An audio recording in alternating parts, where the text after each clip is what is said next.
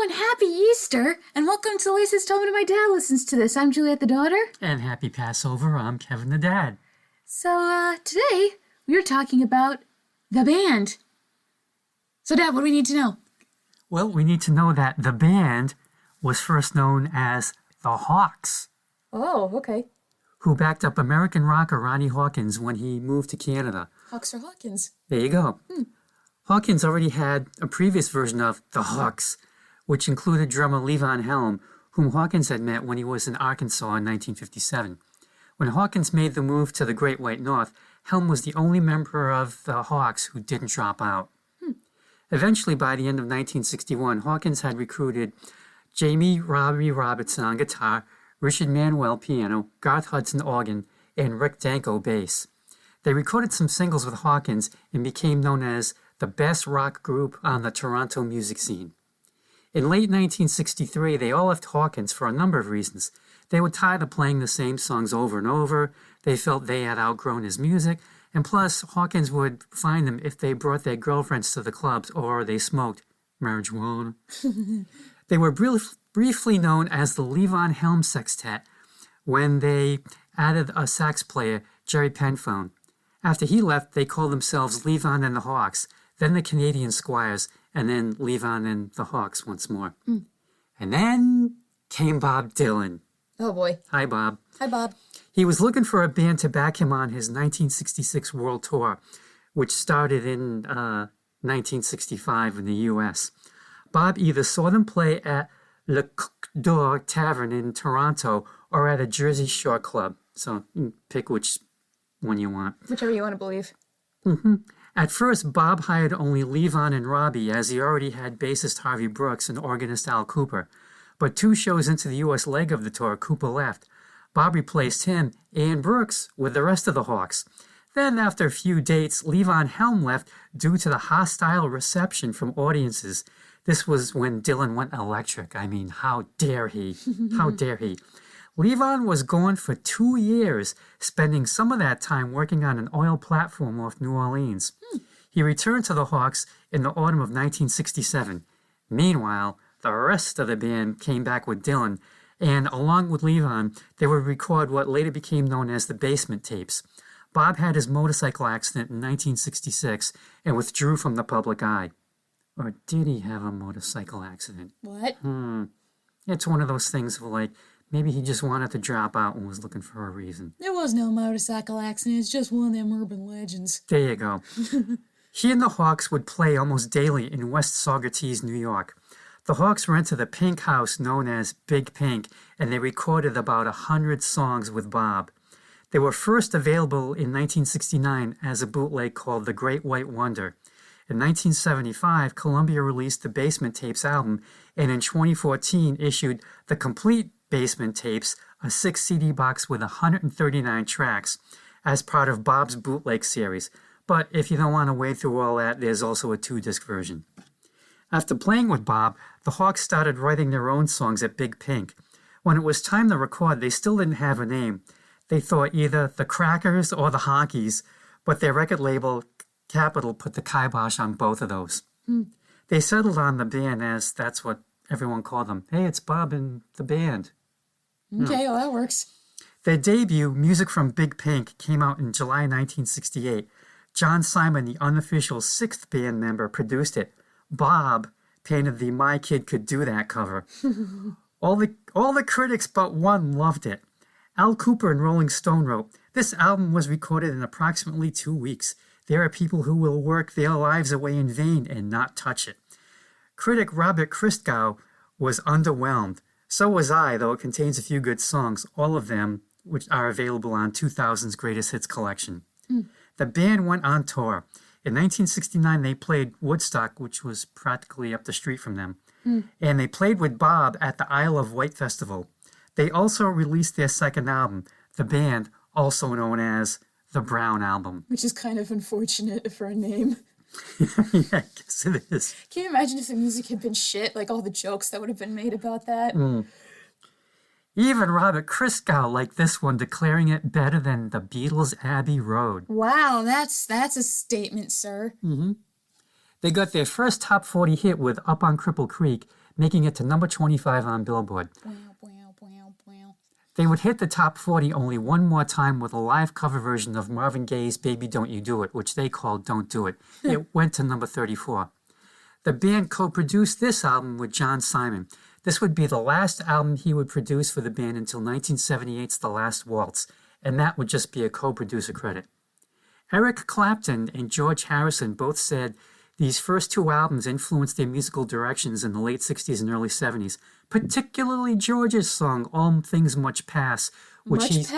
All Things Must Pass. There we go. They much pass mustly. They must pass a lot. Anyway, yeah, All Things Must Pass, which he envisioned Levon Helm singing. As for Eric, he wanted to join the band and, get inducted into the Rock and Roll Hall of Fame for a fourth time, but that didn't happen.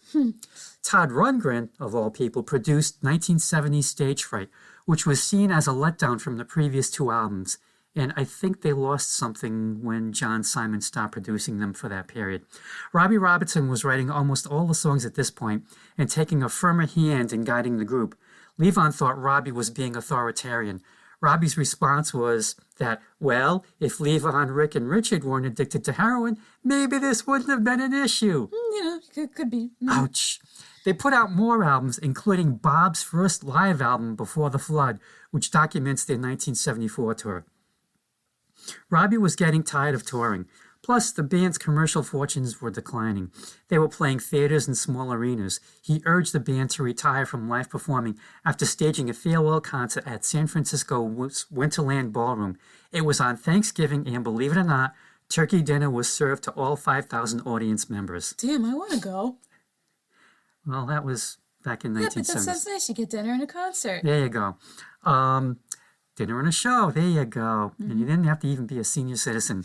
There was an all-star lineup of almost everyone they had worked with or influenced them, including Ronnie Hawkins, Bob Dylan, Muddy Waters, and Neil Diamond. That's wow. How did he get in there? Yeah, who let him in? Well, Robbie had produced Neil's Beautiful Noise album, so there you go. Martin Scorsese filmed the show, and both album and movie came out in 1978 on Warner Brothers after the band had fulfilled their contract with Capitol Records. Is that on Netflix now? Because Netflix has a lot of Martin Scorsese stuff now. I don't know. I'd have to check. Robbie Robertson would go on to produce albums, make solo albums himself, and serve as music producer for one Martin Scorsese. His most recent effort for Marty, as we insiders call him, Shut up. Killers of the Flower Moon, is due out in May, and I'm looking forward to that because it's Martin Scorsese, Robert De Niro, Leonardo DiCaprio, and the book was really, really good. I might go see that with you then. And it's nonfiction. Okay. I'm just assuming it'll be on Netflix like his last movie was. Okay. Anyway, as for the rest of the band, they reunited in 1983, toured, put out albums, and in 1986, Richard Manuel hung himself. Shit. He'd been clean and sober since 1978, but fell off the wagon in 1984. They were inducted into the Canadian Music Hall of Fame in 1989, which is nice because Canadian Music Hall of Fame, all types of music. And then the Rock and Roll Hall of Fame in 1994. Robbie, Rick Danko, and Garth Hudson showed up for both ceremonies. Levon did not. They received a Lifetime Grammy Award in 2008, their version of the participation trophy, but there was no reunion at all. Levon held what he called midnight rambles at his studio, The Barn, in Woodstock, New York. These concerts allowed him to raise money for medical bills after a bout with cancer. He had throat cancer, had a tumor removed, but his vocal cords were damaged. Eventually, his voice grew stronger, and he was able to sing once more. In 2007, he won a Grammy for a traditional folk album for Dirt Farmer, and another in 2009 for Best Americana album for Electric Dirt. He died in 2012 from end-stage throat cancer. Ooh. Rick Danko died in December 10th, oh my God, I have 199. I forgot to put down like the last number of the year. Sorry. Well, he died of heart failure. Garth Hudson was made a member of the Order of Canada, America's Hat's second highest honor behind the Order of Merit. He currently lives in an assisted care facility in upstate New York, and he is 85 years old. Okay. Mentally, he's all there. Physically, not so pretty good. Life on the road will take a toll on you after a while. Yes. Now, as for you? Even though they had defined roles, Levon, Richard, Rick, and Garth played other instruments on the band's albums. They would always switch it up. Levon also played mandolin and guitar, Richard played drums and sax, Rick played violin and trombone, and Garth played accordion and sax, and Robbie stuck with the guitar. They truly were the band. I'm Casey Kasem. The band, the album, is looked on as, to quote Rob Bowman, who wrote the liner notes for the 2000 remaster, songs focusing on people, places, and traditions associated with an older version of America. I thought you were going to say people, places, and things for a sec. Yeah, it's the Noun album. I'd hazard a guess that the time period covered is probably 1865 to maybe sometime in the 1930s during the Depression. And it's not necessarily in chronological order, but I could be wrong. The band, the album, was inducted into the National Recording Registry in 2009. As for the cover, yeah, it is brown. Because I think they were kind of going for that old-time sepia tone, I think. And the band looked like they could be the original Van Buren boys. They could be. Not a gang you want to mess with. Flash the sign of 8 and you're fine. Yep. And I gotta say, if Robbie Robinson wasn't wearing a leather jacket in that photo, you'd think this was a Matthew Brady photo from the late 1800s. Their look also briefly influenced the Beatles' look in 1969, especially John with his Farmer Brown from Batman the Animated Series hat. Come on, you look at that picture and you just know. Peter Breck, is that you? Listeners out there, you can just Google Farmer Brown from Batman and you'll see what I mean. It's from the episode Critters, widely called the worst episode of Batman the Animated Series, but the creators always liked it because they thought it was campy 60s Batman fun. And the fans went, no thank you. Now, as for the back cover of the album, it quotes the first verse of the song The Darktown Strutter's Ball, written in 1917 by Sheldon Brooks. Which is a fun song. There are a bajillion versions out there, and I listened to versions by Hoagie Carmichael and Fats Domino, which I sent to you. The best known version is by the original Dixieland Jazz Band, recorded in May of 1917. Wow. And that version was inducted into the Grammy Hall of Fame in 2006. So I'm assuming you could find that on the internet somewhere. Yeah, I'm sure you could. I didn't find it on YouTube, though, probably because I wasn't digging deep enough. Whatever the first one that came up was Hoagie Carmichael and then Fats, and I figured, well, two versions. Okay, by the way, the verse is, I'll be down to get you in a taxi, honey. Better be ready by 8:30. Now, honey, don't be late. I want to be there when the band starts playing. Now, as for me, I first heard of the band from reading Grail Marcus's book Mystery Train, which I think I got like maybe in the late 70s or early 80s. And if memory serves me, and it probably doesn't, he kind of looks at the album as like a recorded version of Homer's Odyssey, like you're following this one character through these various experiences. Okay. I don't know if he's actually trying to get home or not, but, I really don't see that, but I could be wrong because I'm not a smart critic. Anyway, I picked up the band used on vinyl from Round Again Records on Wickenden Street sometime in the 80s, and they are still in business. Oh. But I definitely recommend reading the Yelp reviews first before going. Oh, okay. Oh, yeah. Why? It's got a lot of one-star reviews. Oh. Not so much because of the store, but because of the owner. Oh. You need to go on and read them. They're very eye-opening. Okay. So I played the album once. I didn't understand it, and I filed it away. Decades passed. Probably about maybe 10 years ago, or maybe even more, I picked up a used copy of the band's greatest hits on CD because I think it was like cheap enough where I thought, I will give this a shot. And I really, really liked it. And I thought, okay, I will give the Brown album another shot. And so I got the 2000 remastered CD from, I'll just say Newberry Comics because I'm really not sure. And I played it, and I got it. I finally got it. I also borrowed the 50th anniversary remaster, and there's a huge difference in sound quality from the 2000 version, which, I mean, that sounds good, but this one is just unbelievable. And I felt like I was listening to the album for the very first time because, again, the sound quality is amazing. And Okay, so it sounds good, but what about the content? Let's find out. And I'm going to preface each song with who does the vocal. Okay, first track, Across the Great Divide. I think I like this. I love the music, how you can bob along to it with some horns playing, and I like the singer's voice. Filled with longing at the beginning and sounding like a nice southern boy throughout. But then the lyrics hit and they're kind of unsettling, what with Molly having a gun. The boys tell her, buck up, we gotta cross the Great Divide, grab your hat and take that ride. And this man is determined to prove that he's gonna take that ride and get out of this one-horse town. I hope they both make it out and that Molly put her gun down at the end. Interesting opening. Okay, this is Richard Manuel on lead vocal. And yeah, this is kind of a jaunty number, isn't it? Musically anyway. But lyrically, like you said, things aren't looking too good for Richard. He's standing by Molly's window in pain, but he doesn't specify why, but he does say that she has a pistol in her hand.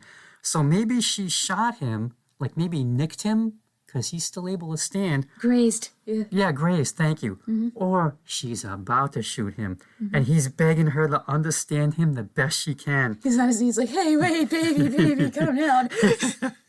And he goes on to tell how he's had some trying times, but things worked out.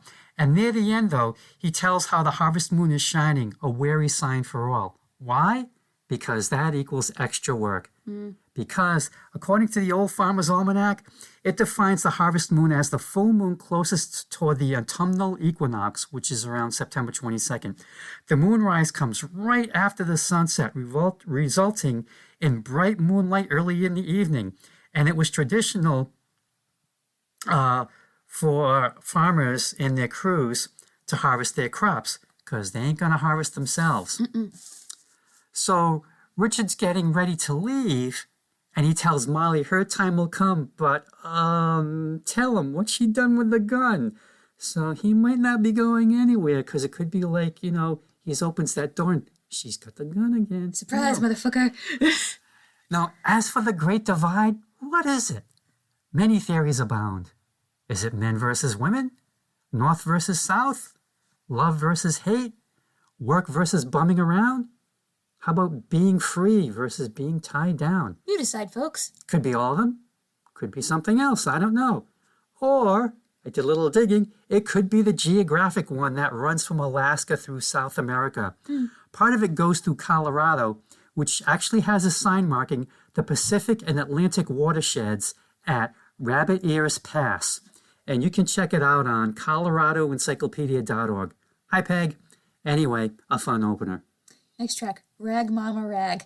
I like the music of this one a lot. Country honky-tonk music with a piano and banjo, plus a string section for a rich sound. At one point, the pianist goes off like a quieter Jerry Lee Lewis. And that is a hell of a catchy chorus with the title over there. As to lyrics, oh, poor guy, he's just trying to have fun with this woman and her ragging keeps screwing him over. And the fade out at the end of the song makes it sound like a train driving away, leaving one of them in the dust. But who went away and who stayed behind? You decide. Levon Helm's on the lead, and almost everyone switched instruments on the song to give an improv feel. Levon Helm is on mandolin, Richard Manuel is on drums, Rick Danko on fiddle, our producer John Simon on tuba, and Garth Hudson on upright piano. Robbie got sole writing credit, but Levon says it was a group effort. And yeah, this is just a fun song, and I look at it as like, basically Levon sings about how he can't get his girl to do what he wants. All she wants to do is rag, which I'm assuming is short for ragtime. But he even gives into that, tells her she can rag all over his house only if she'll come home. And maybe she does, maybe she doesn't. She's probably just having too much fun out there just to be trapped at home with Levon. The music is really what makes the song, conveying the nameless woman's free-spiritedness rather than the guy's haplessness. Next track, The Night They Drove Old Dixie Down. My first note, ha ha, we won. This song depicts the night they drove Old Dixie down, aka the night the South lost the Civil War. The music is great here with the vocals, the solo piano, and the snare drums to sound like war drums marching, but I don't feel too bad because I know what the war was fought over. Sure, they're sad, but I'm not. Excellent vocal performances here by everyone, just really unfortunate subject material. I prefer the classic, oh, way down south in the land of traitors. As for Joan Baez, I don't have as much of a problem with her as Dad does, but her version doesn't sound as mournful as much as the band's. Yeah, it sounds a little too chipper. That's exactly what I said. Yes. I think she should stick to Diamonds and Rust. How many songs can you write about Bob? A lot. Hey, they're good songs. Levon again is on lead, and this song took Robbie 8 months to write. Oh, wow. He had the music, but he didn't have an idea for it, and then it came. Levon Helm said he and Robbie worked on that song together, Levon taking Robbie to the library so he could research and get the facts right. The song takes place during the last days of the Civil War. Poor Southern farmer Virgil Kane tells his story, how he worked on the Danville, Virginia train line. Then General George Stoneman attacks the railroad in one of his raids near the end of the war, ripping up the tracks. In the winter of 1865, Virgil's family was hungry, barely alive, and in the spring, Richmond fell. One day, Virgil's out chopping wood, probably for next to nothing. His wife points out Robert E. Lee going by, but Virgil really just doesn't care. His brother died in the war at 18, and he's not coming back. And that's pretty much it. That and the catchy chorus. Now, this song, to me, it sounds like it actually could have come out in the 1860s. The playing and Levon's singing are stark, haunting sounds. The thing I've always found interesting with Levon Helm's drumming for this song is it almost seems behind the beat. And the one thing that happens is towards the end, when he sings the word Yankee, his drumming picks up like a march, but only for that word. And then it's like he's emphasizing it. And as soon as he sings the next word, laid, he's back to the way he's been drumming for the other 99.9% of the song. Someone once said, and I wish I could remember who said it, and I'm sorry that I can't, that Levon Helm was the only drummer that could make you cry. Oh. Just from his drumming. The band stopped performing the song after the last Waltz concert. People thought it was because of the Levon-Robbie feud, but it was because Levon hated Joan Baez's version, which her version went to number 3 in 1971, and it's hers that I first heard as a kid. And her version has different words, as she did not have the printed lyrics and had to sing them as she heard them. Oh, interesting. And the biggest change was the line about Robert E. Lee. Joan heard the line, there goes Robert E. Lee, as there goes the Robert E. Lee, thus changing the sighting of the general to the sighting of the steamboat built in 1866. Oh. And I had not heard her version in ages. And when I sent you the link to her version, I thought, yeah, I'll listen to it. Just to compare and contrast, sure. I lasted 10 seconds. I lasted, I think, 30. Oh, good for you. Yeah. So once you hear the band's original, it's like you can't go back. You don't want to go back. And since this is the 21st century, we have people now who are offended by the song to the point of changing the lyrics. But I think they missed the point about the song, because it's not about slavery or the South shall rise again or those kinds of things. It's just about this dirt poor, non-slave holding farmer trying to make sense of losing his brother, and how is he going to make a living that will take care of his family. And it's just a straight up classic. Just stick to the band's version. Next track, When You Awake. I'm really pleasantly surprised by how gorgeous this music is and how nice the voices sound. It's honestly so pleasant to listen to that I drifted off and forgot to pay attention to the lyrics. What stood out, though, is how Ali was pronounced Oli. Maybe this was what Cats in the Cradle was trying to be, with life lessons we learned from our family and friends. This is way better because these guys know how to write a soothing song. Well, when I looked at the lyrics, I came across two things. For one had it spelled Oli, O-L-L-I-E, but another one had it spelled O-L-E, which is more Old? Scandinavian, Sweden, how they spell it out there. So, anyway, Rick Danko was on lead, Richard plays the drums, and Levon is on acoustic guitar. And this seems to take place when Rick is a youngin', and his friend Oli keeps giving him advice and tries to set him straight about life. So Rick goes to his grandpa, who kind of gives him the same advice, telling him when he awakes, he will remember everything. And at the end, it seems that Rick is now grown, and he lists some of his troubles, but it's not enough to hang his head, because he could be dead, which, hey, it rhymes. This is an okay song. The line about when you wake up, you will remember everything got to me for a long time, because I'd go to bed, and then I'd wake up in the morning, and all the crap from the day before would come back into my brain like, oh shit, I remember everything, I'm awake. Then I'd Okay. calm down and get the day started. You sure you don't need help, Dad? I'm retired now. I'm doing much better, thank you. Okay, next track. Up on Cripple Creek. One of the catchiest choruses of all time with ascending notes and great harmonies. They sound their most southern here musically with those boing, boing, boing, boing, and the yodeling bridge they do in the middle, although I don't like the yodeling bridge, it's just a matter of personal preference. This man is head over heels for Bessie, whom he bets on horses with and says, I can't take the way he sings, but I love to hear him talk, which sends him over the moon because she loves him for the normal stuff and not for his day job being a musician. Although I was disappointed to hear he was saying Big Mama as well, unless it's referring to his literal mother in this context, but somehow I don't think it is. I could just listen to that chorus alone for hours on end, but the rest of the song, maybe not so much. Okay. Levon's on lead, and Cripple Creek is in Colorado. Again with Colorado, and again, hi Peg. At one time in the 1890s, Cripple Creek was a gold mining town. Anyway, Levon's a trucker going down to Lake Charles, Louisiana to see his gal Bessie, who apparently is the complete package. She sends him up on Cripple Creek because there's gold in them thar hills.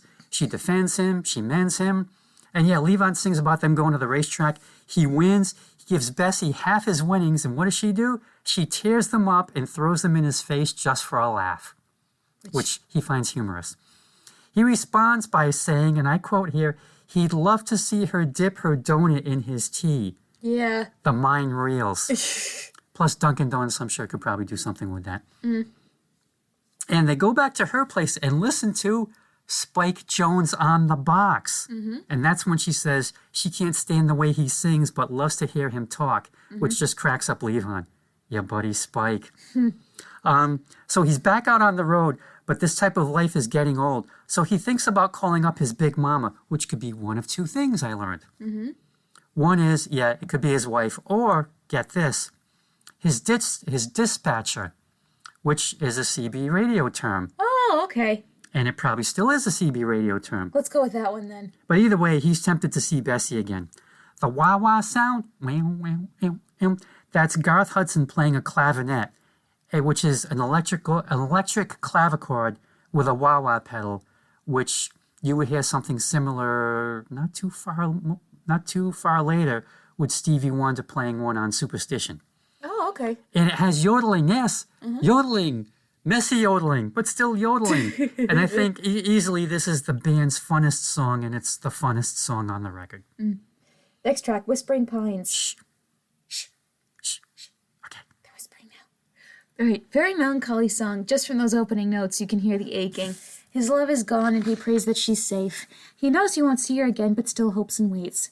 The harmonies of this song are even more gorgeous, especially in the moments where the singers are out of sync. It works here because they layer on top of one another perfectly. It's kind of like a call and response thing towards the end, yeah. With this song, you get lost in the emotion and tune out the lyrics. Not that I mind. You drift off with the nostalgic sadness and just go along for the ride. So it's Richard on lead vocal with Levon backing him up with the call and response.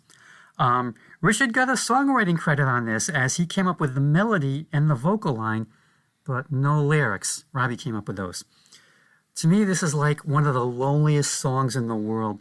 And you've got like all the imagery, the whispering pines, the foghorn, the crying seagulls, the empty house in the cold sun. But all is not lost. Maybe. There seems to be some hope, or Richard trying to convince himself there's hope, hoping there's hope. Because he says, I can feel you standing there, but I don't see you anywhere. And then twice during the song he sings, I will wait until it all goes round. With you in sight, the lost are found. So there can be something there. Next track, Jemima Surrender. This is like if Dear Prudence had more southern grit. I love the cover art I saw. Jemima, won't you surrender to me? I could see it. Yeah. I love the cover art I saw for this where this girl is being led by an invisible force tugging her necklace. Having two singers here is interesting because it sounds almost like a love triangle we're bearing witness to. They must be pretty desperate since they both propose marriage at the end, which is now the headcanon I will die by. So if it is, who do you think won, Gomer or the rocker? This isn't my style of seduction music, but I hope she enjoyed it. And if not, call the police. So Levon's on lead, and guess what? What? Guess what? He got a songwriting credit. Okay. He just wants Jemima to, well, see the title. But it's like he's kind of like feeding her line after line, and she is like smart enough not to be falling for any of it. Because he's saying, I hand you my rod, and you hand me that line. Fishing metaphor. Huh? Yeah. At the end, he says if he was king, he'd fix her up with a diamond ring, but he's not, so no ring for her. Hence, her not falling for his BS. And good for her. Next track, Rockin' Chair. Grandpappy's got a story, kids. This feels like those images of Grandpa putting you on his knee and saying, "Hey there, Sonny, let me show you how to paint a piece of wood." The heck is that? That was this one substitute teacher we had in elementary school where we did this lesson where it was one of those things where as a kid you had to write a series of instructions about how to do something or how to make something, like how to make a peanut butter sandwich. Step 1, get the bread. And so he was talking about like a bad instruction book that he had once for a fire extinguisher and how the tone of it was basically, "Hey there, Sonny, let me show you how to paint a piece of wood," where the book basically said, "Welcome, you are reading this because you have set fire to your deck. Do you like fire? I like fire." Oh, jeez. Yeah. And he's like, all you have to say is aim, pull pin, blast. Anyway, this is where they get into more the country bluegrass style of music than rock, and they lost me with this one. Skippable for me for sure. Oh. What? I have my own opinion. Yeah, you do, and it just happens to be wrong. Richard sings lead on this. Opinions are not axioms, jeez. They're like noses, everyone has one, and some of them stink. I don't know. Anyway, the singer appears to be the captain of a ship. He's 73 now and has had it with the life at sea. He wants to be home again in old Virginia, with his best friend Willie, just sitting in a rocking chair. And that's pretty much the song. This song, to me, it just sounds like it's been around forever. At first, I really thought it was a cover because lyrically, it just sounds like it came out of the late 1800s, and musically, too. And you can kind of hear the tiredness in Richard's voice as well as the yearning to just be able to sit back and watch life go by. And the thing is, he knows there's not much time left. We've used up all our time, he tells Willie, and the days that remain ain't worth a dime. Not the best retirement plan in the world. Anyway, I think it's just a great song, and it's one of my favorites on this album. Okay. So there you go. Next track, Look Out Cleveland. Okay, I've got a theory here. Oh, Peter, you're what the Spaniards call El Terrible. Not where I was going with that, but okay. Hearing some of the members of this band sing, I wonder if their voices inspired some of the voice acting for Janice from Dr. Teeth and the Electric Mayhem. Can you hear it? Oh my God, I can. Yes! I also wonder if every band plays this song when they're about to go on tour in Cleveland, as in, "You're not ready for us, our music will tear your city apart." But I feel like if this is about a literal storm, they have no idea about the kind of storms we were going to get in the future thanks to climate change. A groovy song, but for a song about a storm, it doesn't get me amped up or filled with a sense of dread hearing about a storm. Just okay. Yeah, it's kind of like, well, Rick is singing lead. And yeah, storm is coming, heading for Cleveland, then Houston. Now, how many of you out there and in here know that there's a Cleveland, Texas? Oh, I did not know that. Yep. And get this, it's within what's known as the Houston, the Woodlands, Sugarland metropolitan area. Population as of 2020, 7,471. And I'm kind of betting that Levon Helm had something to do with the Cleveland, Texas reference. And again, it is possible it started in Ohio and worked its way down to Texas, but I kind of like to think it was just a localized storm. Anyway, yeah, storm's coming and it's the end of the world. Or is it? Chain lightning, thunder on the hill. This old town's going to blow away, according to one Ben Pike. And it's kind of odd subject matter that you really can't help singing along with. It's catchy. It's like, yeah, we're all going to die, and let's play us out or sing us out. Play me out, Paul. Play me out of existence. Next track, Jawbone. Okay, for some reason, this made me think of the line in Strega Nona, "Oh, Big Anthony, will you ever learn?" It's in the Strega Nona book where Big Anthony screwed up Christmas and the cod he forgot to soak was as stiff as a board. Oh, yeah. Oops. Anyway, Jawbone has either got to be a prison nickname or a childhood nickname related to a traumatic jaw injury. Seems like a prison nickname. This song can be summed up as that one TikTok with the Southern cop. So just chill out, drink a 7-Up, eat a moon pie, quit murdering people. That was a real video made by some police officer. Oh, man. Where there'd been all like these stabbings or something, all these crimes. I don't know what the context was, but yep, that's a sound on TikTok now. Okay, so yeah, Richard's singing lead, and when it first started, when I had it on the headphones yesterday, I thought I was listening to the next song, Unfaithful Servant, because the openings of both sound very, very familiar. Even though it's brief, they both have the same sound. Anyway, jawbone, yeah. I'm thinking, if it is, what did you call it? Like a impediment? What was it? A condition? Something with the jawbone? Oh, yeah, traumatic jaw injury. Either that, or maybe it's something like, how the Simpsons have serious overbite? Oh, yeah, because of Mac Groening's drawing style. Maybe jawbone has a serious underbite. Oh, okay. Yeah. And it's just sticking out there. Anyway, he's a thief and he digs it because, hey, it was the 60s. Can you dig it? Anyway, his unnamed friend is just trying to set him straight. Tells him, hey, you're a 3-time loser. You should lay down your tools.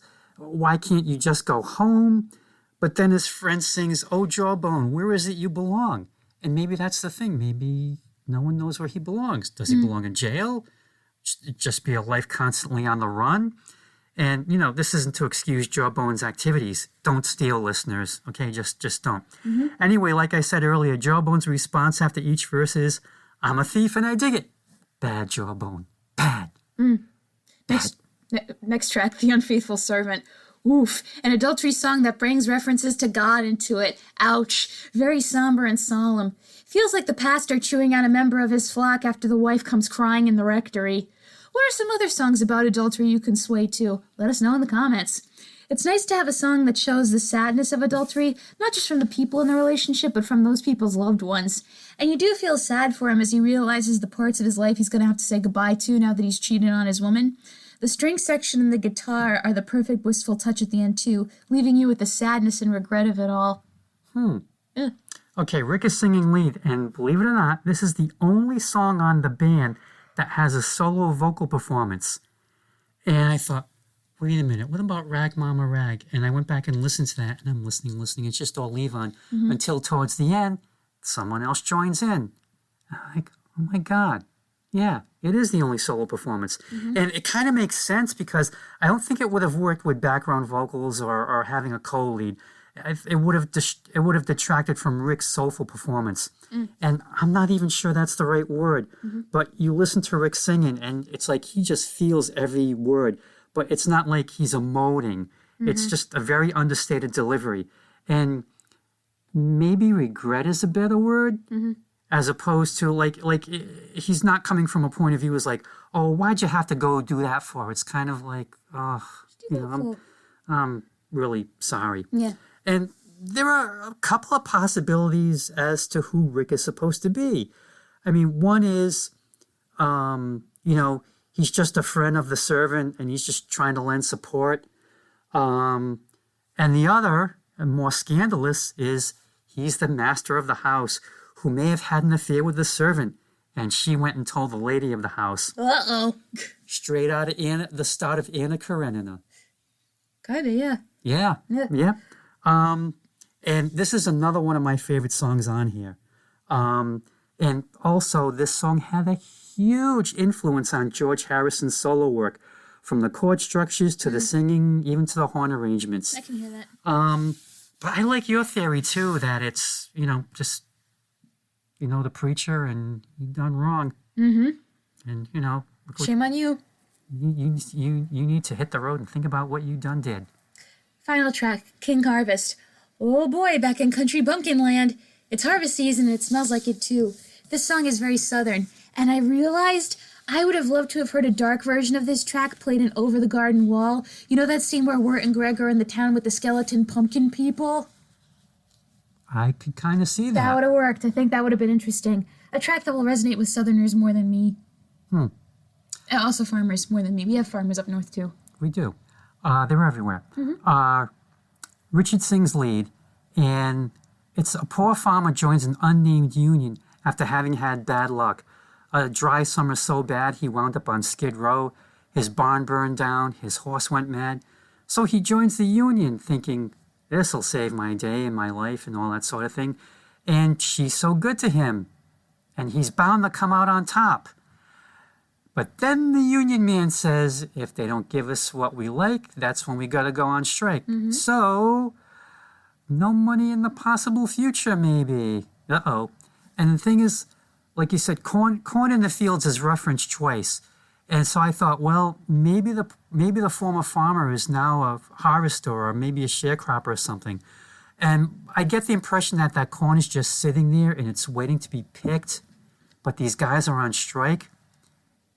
And the thing is, well, how long is that corn going to keep out in the fields before critters come or rot sets in? Yep. And then everyone's just screwed for the winter. Yep. Has King Harvest surely come? Or is he about to be dethroned? And that's where we are left at the end of this album. Overall, I was pleasantly surprised by the band. They made some really interesting music choices that I wouldn't have ever predicted based on the cover of the album. But I think this will resonate with Southern rockers more than with us Yankees. So if you like rock, but also country and bluegrass, give this a listen. If not, that's okay. Go listen to what you like. And that is the band by the band. And they're looked on as one of the founders of Americana music. Now, what, you may ask, is Americana music? My smart-ass answer is, if it has a mandolin in it, it's Americana. This is definitely an album for grown-ups or mature teens. Because like I said, You played this when I was a kid, though, in the car. Well, I was a grown-up. That's true. Yeah. Okay. Like I said, when I first got it, I didn't get it at all. Then years passed, and I got older, experienced a little more of life. And then it just made perfect sense. It just reminds me of that Charlie Brown cartoon where Linus has to write a book report on Ethan Frome, and he just writes that, being the age that I am, I cannot possibly understand the concepts of this novel. Yeah. And he gets an A. Because he's right. Yeah. No kid should be reading that book. Yeah. I read it when I was about, would you say 17, 18 is an appropriate age to read that? That was for AP English. I guess. Okay. So, I can't really drag out the rewards with repeated listenings cliche.